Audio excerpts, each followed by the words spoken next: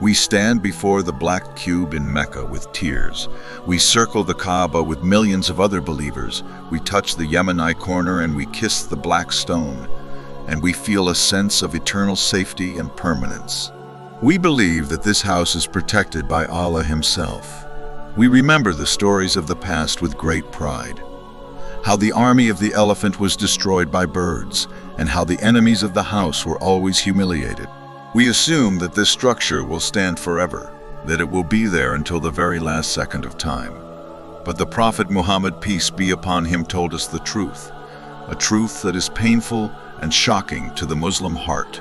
He looked into the distant future of the end times, and he saw a scene that makes the soul tremble with fear. He saw the house of Allah being torn down stone by stone, not by an earthquake or a natural disaster or a bomb, but by the hands of a single solitary man, a man who will climb on top of the sacred roof and strike the house of God with his spade and pickaxe until the magnificent cube is leveled to the ground. This is the prophecy of Dhul Suwaikatain, man with the two thin legs from Abyssinia, the final enemy of the Kaaba, who will succeed where others failed and who will commit the ultimate sacrilege on earth. To understand this tragedy, we must look at the descriptions. The Prophet, peace be upon him, gave us vivid details. In Sahih Bukhari and Sahih Muslim, the picture is clear. He described the attacker so we would recognize the sign. He is a man from the land of Al-Habash or Ethiopia. He is black in skin color and has a distorted appearance. Some narrations say he is bald or has a defect in his hair and his joints are disjointed or twisted in a strange way. But the most specific detail is in his name. Dhul Suwaikatain is a nickname in the Arabic language. It comes from the word sak, which means the leg or the shin, and Suwaikwa is the diminutive form meaning little leg. So his name literally means the man with the little thin legs. The Prophet saw him standing on the Kaaba striking it. He said, "It is as if I can see him right now, a black man with bow, legs knocking down its stones. He will strip the Kaaba of its beautiful cover, the Kiswa. He will take away its ornaments and its gold.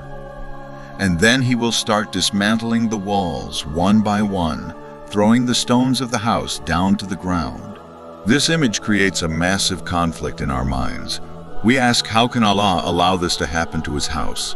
Why did Allah send birds with stones to destroy Abraham when Abraham tried to destroy the Kaaba with an elephant? Why was the house defended in the year of the elephant, but it will be abandoned to the man with thin legs? The answer lies in the state of the people on earth and the timing of this terrifying event in history. When Abraham attacked the Kaaba, it was a center of pilgrimage. Even though they were pagans, they honored the house. And it was destined to be the Qibla of the final prophet. So Allah protected it to preserve the future of Islam. But when Dhul Suwaikatain attacks the Kaaba, it will be different. This event happens at the very end of the timeline, after the descent of Jesus, the son of Mary, and after the destruction of Gog and Magog. It happens at a time when the Hajj has been abandoned. The Prophet, peace be upon him, said in a hadith, "The hour will not be established until the Hajj is stopped. The house will stand empty with no pilgrims circling it. The hearts of the people will be devoid of faith. They will forget the sanctity of the sanctuary.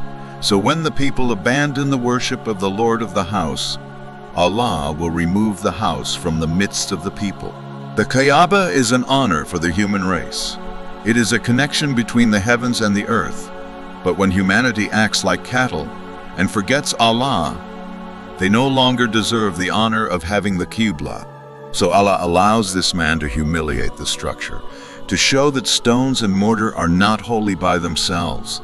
They are holy because of the command of Allah. And when the command is lifted, the stones are just stones. The man with thin legs will extract the treasure. There is a treasure buried beneath the Kaaba called Kanze al-Kaaba. For centuries, kings and caliphs wanted to dig it up, but the scholars and the righteous forbade them from touching it.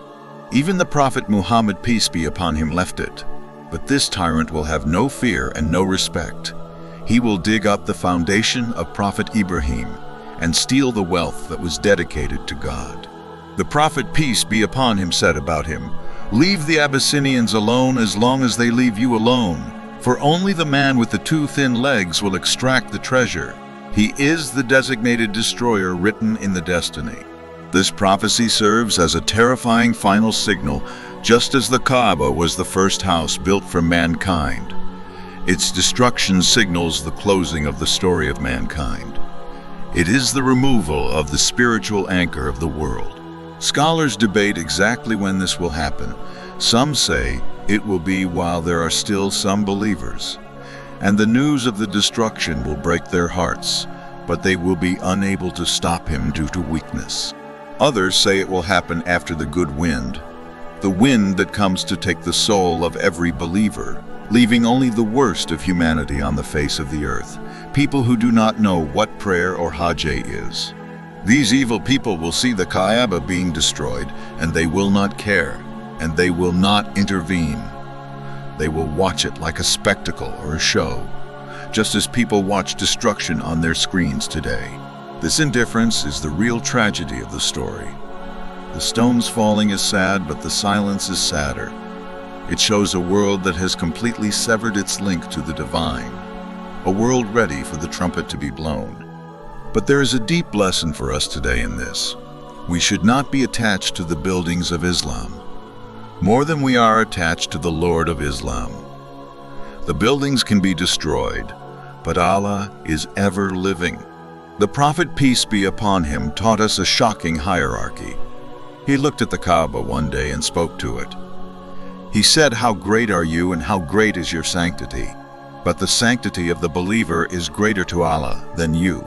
He placed the life and honor of a single Muslim above the safety of the stones of the Kaaba. Yet today we see the opposite in the Muslim world. We are angry if a stone is scratched, but silent if a child is killed. We are ready to die for the building of the mosque, but we ignore the people inside the mosque. The man with thin legs destroys the stones, but we are destroying the spirit of the Kaaba daily. We destroy it by our division and our hatred. We destroy it by neglecting the prayer it was built for. What is the point of the Kaaba standing tall if the mosques in our neighborhoods are empty? The Prophet warned us to perform Hajj before we cannot. He said, "Hasten to perform the pilgrimage, for one of you does not know what will happen to him or what will happen to the path of the journey." He foresaw a time when the path would be blocked, either by political chaos or wars or diseases, or by the final destruction of the house itself. So do not delay the obligation thinking you have time. Imagine being the generation that sees this news. Imagine turning on the television or your phone and seeing the live footage from the city of Mecca, but instead of pilgrims in white, you see a man with a pickaxe. You hear the sound of crushing stones and crumbling walls, and you see the black cube getting smaller and smaller until there is nothing left but a pile of rubble. What would you do in that terrifying moment? Would you regret the Hajj you postponed for a new car? Would you regret the Umrah you delayed for a holiday? The regret on that day will be heavier than the mountains. The destruction of the Kaaba is also linked to the Quran. The scholars say that around this same time, the Quran will be lifted from the hearts and the pages. People will open the Mushaf and find blank paper. They will try to recite Surah Al-Fatiha, but cannot remember it. The word of Allah and the house of Allah depart together, leaving the earth in absolute darkness and chaos, returning the world to the state of Jahiliyyah. This man, Zuwayqatain, is not just a vandal. He is a tool of the divine will to close the chapter. He thinks he is stealing gold and gaining power, but he is actually turning off the lights of the universe. He resembles the people of the past who were arrogant, like the people of Ad and Thamud who felt strong. But he comes at a time when strength is meaningless, because the day of judgment is knocking at the door. There is also a warning here about our enemies. The Prophet identified him as coming from a specific place, but the real enemy is the heedlessness in our hearts that allows the world to reach such a state of decay. If the Ummah was strong and united and faithful, no army and no man with thin legs could touch the house. But when the Ummah is weak like the foam of the sea, even the most sacred symbols become vulnerable. We must also remember the sanctity of the harem. Allah made Mecca a sanctuary where no blood is shed, where even the trees cannot be cut and animals hunted. But this man violates every single boundary of safety. He represents the total collapse of law and order, a total collapse of respect for the sacred. We see the precursors of this attitude today. People mocking religion and desecrating symbols freely. The normalization of disrespect leads to this moment, when you mock the Prophet and burn the Quran. The next step is the physical destruction of the house. It is a slippery slope that humanity is sliding down. So how do we protect the Kaaba today?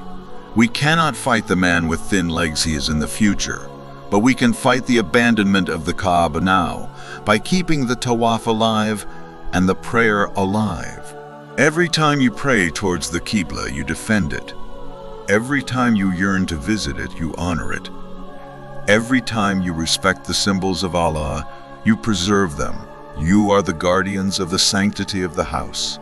Do not let the Kaaba be just a picture on your wall. Let it be the center of your life and your compass, and realize that its safety is tied to your faith. It stands as long as there are people who say Allah. The Prophet's prophecy is certain and will happen.